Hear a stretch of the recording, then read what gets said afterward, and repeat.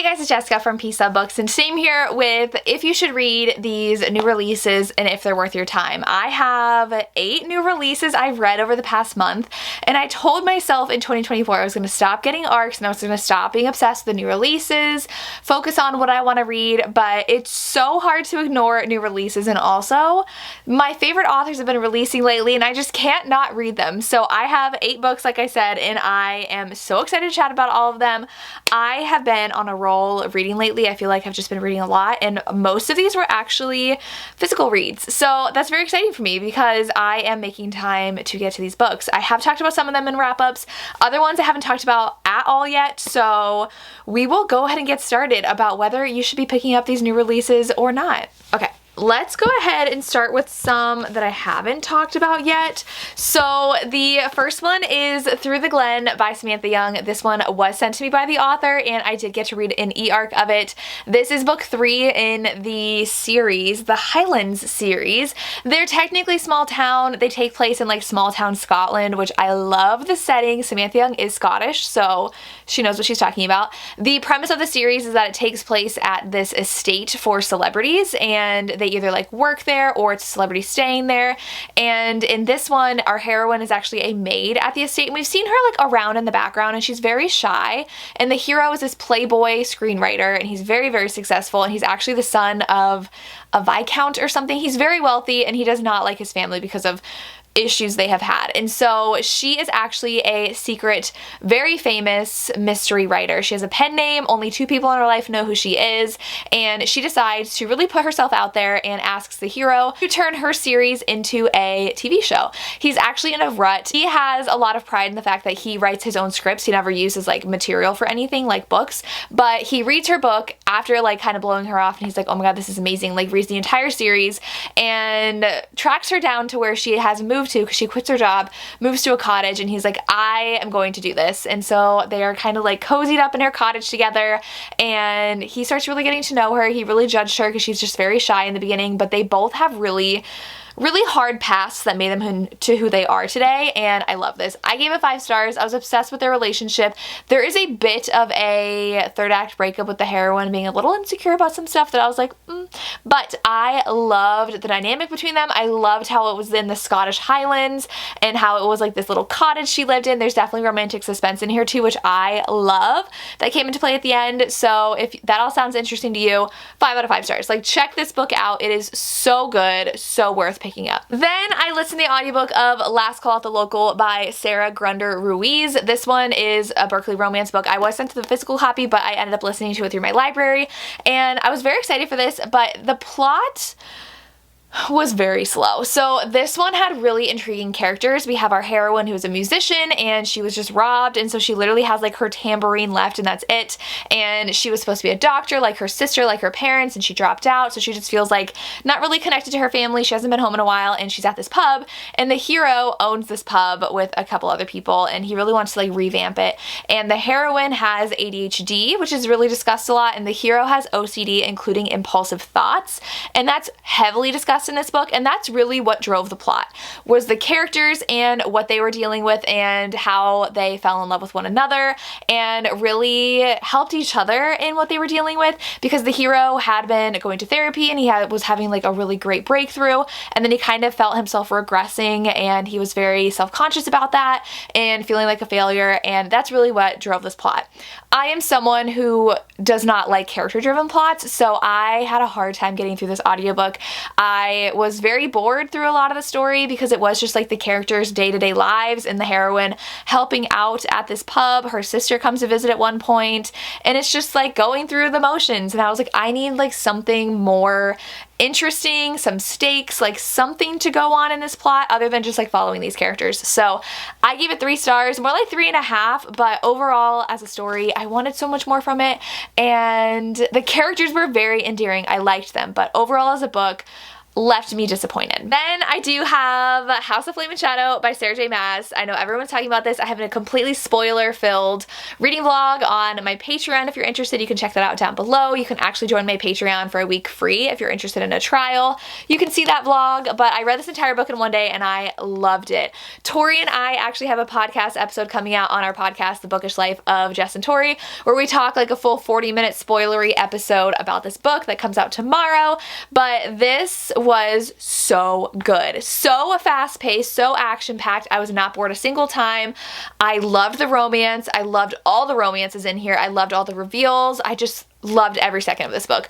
There were some characters that did get annoying, but like that was for a reason. This is book 3 in the Crescent City series. If you didn't know, it's more like urban fantasy series, and it is so good. It is so good. This one was so intense, and literally I could not put it down. I did not once feel like tired or not interested in the plot. I was obsessed with these characters, with all the action, with everything happening. I loved everything. I gave this 5 stars. I think people are being very, very nitpicky when it comes to this book because they have different feelings about what should have happened, different theories they wish had happened. I think they're being very, very, very harsh on our female characters in here, but overall, I loved it. 5 stars. For sure worth the hype.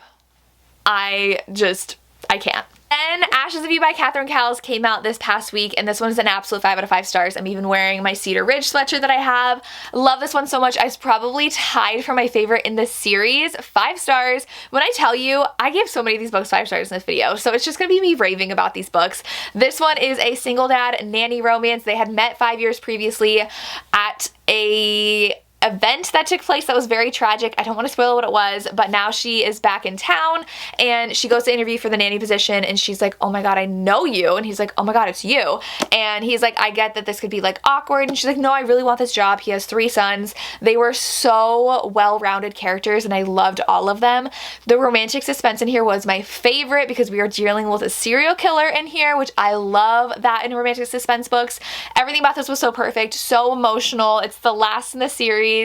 All in my feels about not being with this family anymore, but it has a great family aspect in this. We get to see all the characters. It can't be read as a standalone, but I do recommend reading the series in order just to get the full effect of the characters, because you've been waiting for Lawson's book until the end, the tortured single dad, and it was so good. So good. Obsessed. The audiobook was amazing. 5 stars. Then releasing that same day is Serpentine Valentine by Gianna Darling. This book was amazing as well. It is a dark academia sapphic romance, and I loved it. Gianna is giving us the sapphic romances we need. 2024 is going to be the year of the sapphic romance, and I'm so excited for all the releases this year.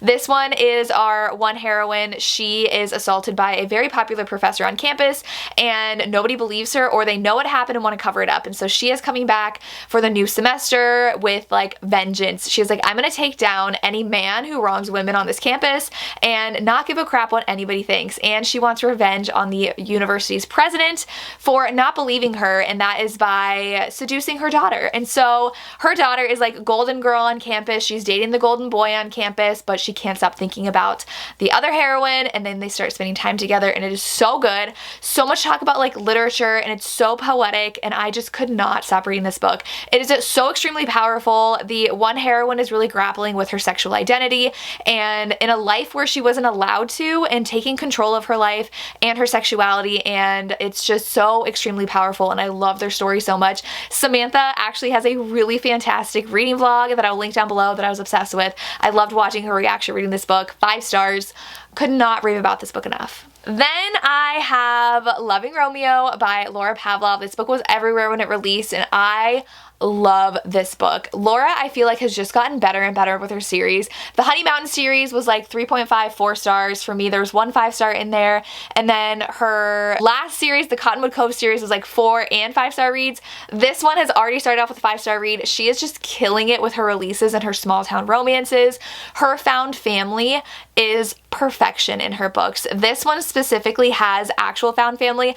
The rest of the books have really fun like text conversations with the actual like family, because they normally only follows siblings. This one just has a group of really, really close guys, and they do text each other, and one's a single dad, one's a tattooed lawyer, and we have our hero who was a boxer, fighter guy, and he doesn't do that anymore, but this one person keeps on egging him on, is like, come on, fight me. And so it got enough publicity that the hero was like, fine, if I get enough money to like take care of my family, I will do this one last fight. So now he is training to get back into shape and trying to take it seriously, and the heroine actually has a bakery coffee shop right around the corner from his gym, and her family has history with him, and he hates her family. She has no idea why. She's dealing with a lot with her family. Her brother is a recovering drug addict, so she is dealing with that and like trusting her brother and her family again, and running her own coffee shop because her parents are like really rich, and they're like, you're really not doing what we want you to do with your life. And she starts helping him with his diet because she went to school for nutrition,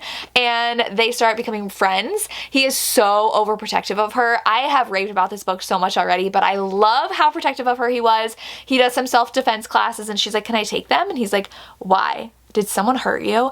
And he just gets so protective, and I loved it. And the ending could have gone away that I really don't like with third act breakups, but this one did it so well, and I appreciated it so much. And there was so much drama still at the end with this big fight and a little bit of suspense thrown in there too. So this was so good. I loved it so much. 5 stars. For sure, check out her new series. She just dropped the cover of her new book.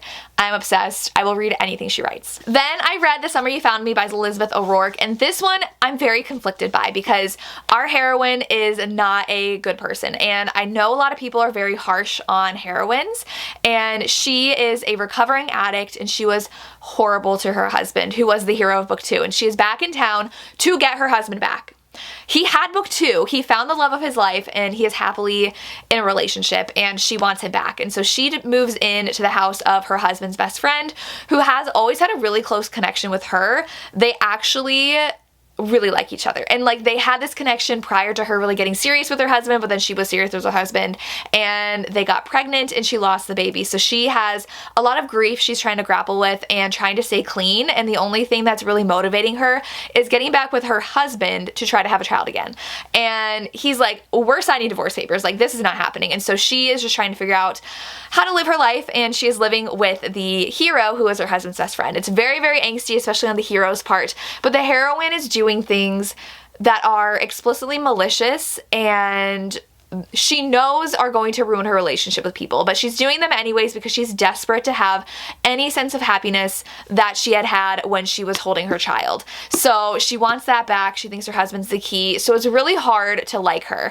I could see her struggle, and I did enjoy this book. I did overall give it 4 stars. I can though see why people don't like it, and I didn't like it enough to give it 5 stars because the heroine just made some frustrating decisions and went out of her way to try to be malicious, and I don't love malicious characters. So 4 stars for this one though, because the angsty romance was everything. I loved the hero, and they already had a connection, and they were like, he's liked her since he met her when she was dating the husband. So I love that kind of angst and dynamic, and Elizabeth O'Rourke writes angst so well, but the heroine's just really hard to like. So know that if you pick this up. And the last book I have to share, I feel like I talk about this all the time, is Twilight of Embers by Tessa Hale. This one came out last month, and this is a Why Choose Dragon Shifter romance, and it has blown me away, and I'm so excited that Tessa Hale's also another author like Laura Pavlov who just gets better and better with each series, and this is a 5-star read for me. It is definitely short and very insta-love because it's fated mates, and so they're going to be instantly in love with her. Some of them aren't. It is why I choose. That's why I'm saying like them. The heroine starts at a new college, and one of the heroes meets her, smells her, and he's like, oh my god, and realizes what she is. She has no idea. She has no parents. They were murdered when she was young, and so she doesn't know that she's even special. And the hero goes and finds his brothers. They call each other brothers, but they're really just like really close friends, and there's only twins, and then the rest are all not actually related. And there's a couple that are older, so she has a professor in her Why Choose group and a billionaire. We have a broody Viking-like guy who's really soft and cuddly on the inside. We have like a golden retriever hero, and then one who is so mad that she's there and thinks she's gonna ruin everything. So we have 5 heroes, and she is trying to navigate a new school and these guys who are interested in her and has no idea that magic exists and slowly uncovers that. They're dragon shifters. It is so entertaining, and there's a crazy cliffhanger at the end that I'm just like, I need the next book now. It doesn't come out till April, but this is so good. I loved this so much. If you like dragons, if you like white shoes, if you like that kind of paranormal fantasy element, pick this up. 5 stars. When I tell you most of these books that I read were 5-star reads, I had very few misses when it came to the new releases, which is why I kept on reading new releases. Like I said, these are some of my favorite all-time authors that were coming out with books, so that's why I ended up reading them as arcs, so I couldn't say no. Even though I said 2024 was a year of stopping reading new releases all the time, it's hard to when I have so many favorite authors releasing around the same time. So hopefully February is not bogged down by new releases, but I love these books so much, and there's only a few that were actual misses for me, so I highly recommend checking out almost all of these. But let me know what your thoughts were on these new releases. If you think they're worth the hype or if you would skip them, let me know. I would love to hear your thoughts, and that's all I have. As always, thank you so much for watching and have a good day. Bye.